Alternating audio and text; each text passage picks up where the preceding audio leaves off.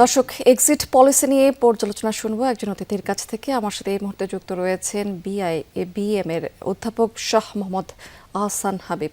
জনাব হাবিব, আপনাকে স্বাগত জানাচ্ছি আমাদের সাথে যুক্ত হবার জন্য। আপনি নিশ্চয়ই আমাকে শুনতে পাচ্ছেন? জি, ধন্যবাদ। আচ্ছা, শুনতে পাচ্ছি। জি। এই যে বাংলাদেশ ব্যাংক কিছু ছাড় দিয়েছে খেলাপি আদায়ে, সেক্ষেত্রে আসলে এই সিদ্ধান্ত আসলে কতটা ফলপ্রসূ হবে, বা খেলাপি ঋণের লাগাম টেনে ধরার এই মুহূর্তে আসলে কি ধরনের চ্যালেঞ্জ থাকতে পারে বলে আপনি মনে করেন?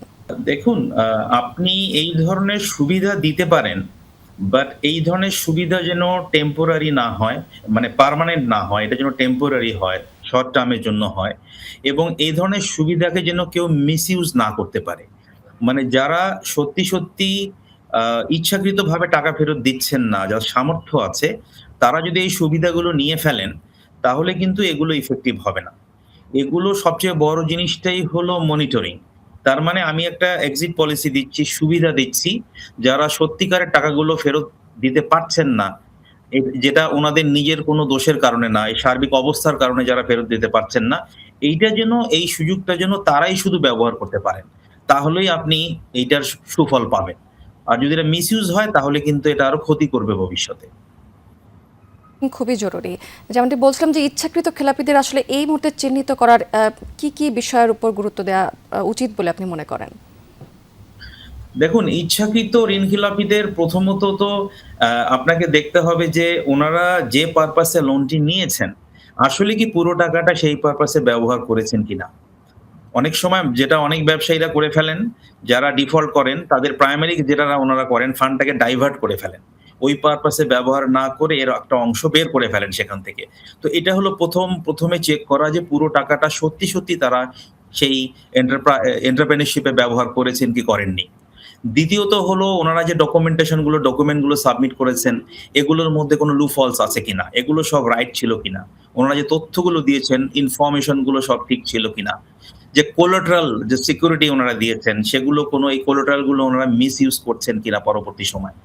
আরেকটা যেটা সবচেয়ে ইম্পোর্টেন্ট জিনিস, সেটা হলো ওনাদের নিজস্ব এক্সপেন্স এর সাথে সামঞ্জস্যপূর্ণ কিনা।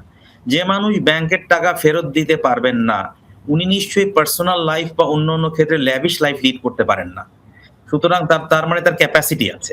সুতরাং ক্যাপাসিটি থাকলে আপনাকে ডিপোজিটরদের মানি, আমানতকারীদের অর্থ ফেরত দিতে হবে।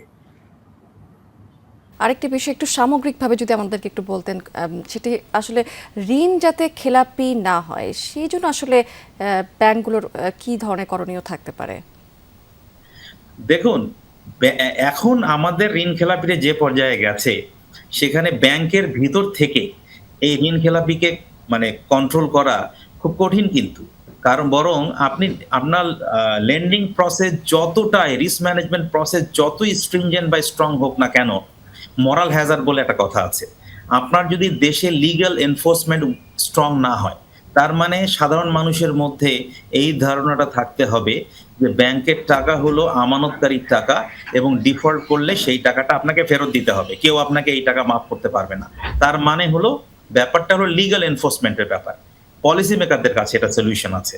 ওনারা যদি ওই অর্থ ঋণ আদালত, একটা কোর্টে একটা কেস যাওয়ার পরে নির্দিষ্ট সময়ের মধ্যে শেষ হতে হবে, এবং যারা ইচ্ছাকৃতভাবে টাকা ফেরত দিচ্ছেন না, তারা টাকা ফেরত না দিলে তাদেরকে জেলে যেতে হবে। এটা আপনি নিশ্চিত করেন। এইটা নিশ্চিত না করলে ব্যাংকাররা ব্যাংকের ভিতর থেকে এই প্রবলেমটা সলিউশন করতে পারবে না।